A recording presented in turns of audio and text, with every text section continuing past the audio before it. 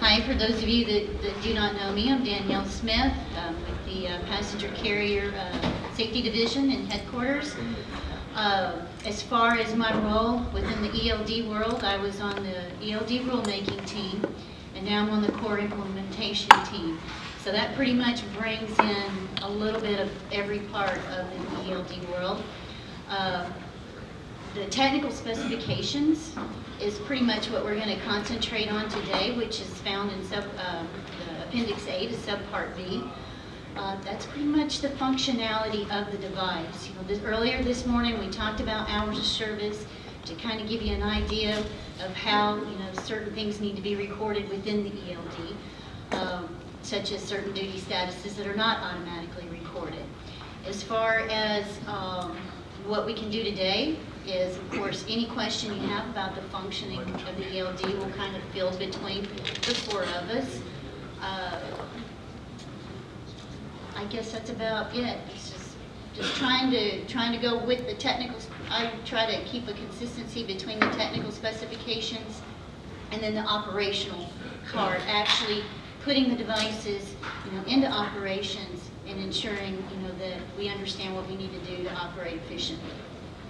One thing I will do, I guess before I pass the mic, I want to remind you guys that December the 18th, 2017 is the compliance date. So that is right around the corner. If you haven't already started shopping for an ELD or considering an ELD, we got a shopping list, I guess we could say, as you walked in the door to give you some questions to consider when you go out there.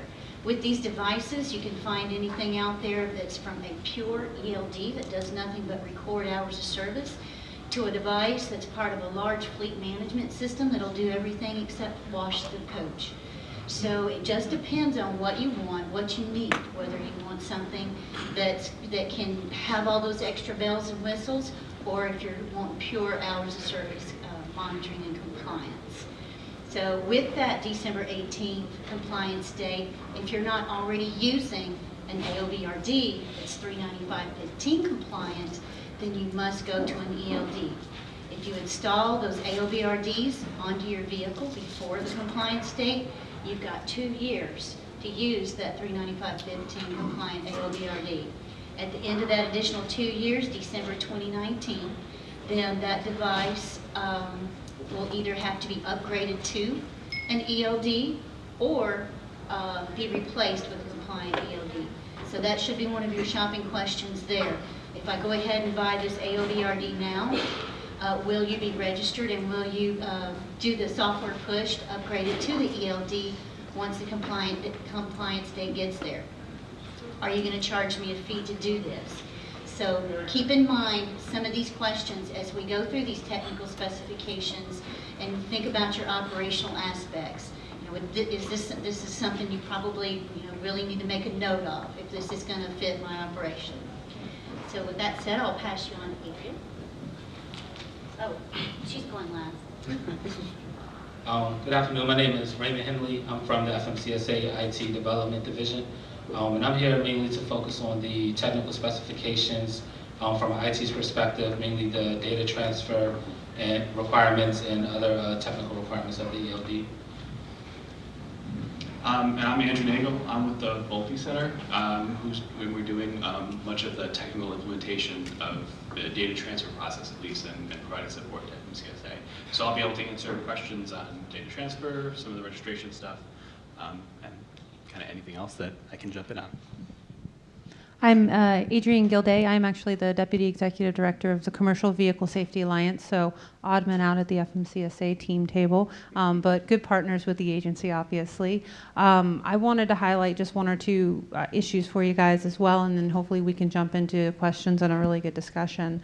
One of the things I wanted to mention is that we have added several conditions to the out-of-service criteria to reflect the electronic logging device requirement that goes into effect at the end of the year.